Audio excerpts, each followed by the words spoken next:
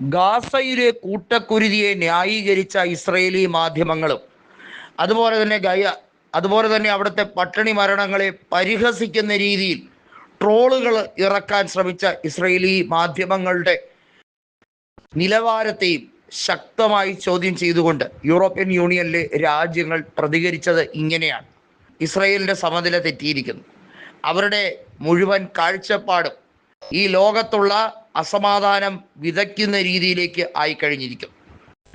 അതുപോലെ തന്നെ ഏറ്റവും പൈശാചിക നിലപാടിൻ്റെ നിറകുടമായി ഇസ്രയേൽ മാറിക്കഴിഞ്ഞിരിക്കുന്നു എന്ന് ഫ്രാൻസ് കൃത്യമായി പറഞ്ഞിരിക്കുകയാണ്.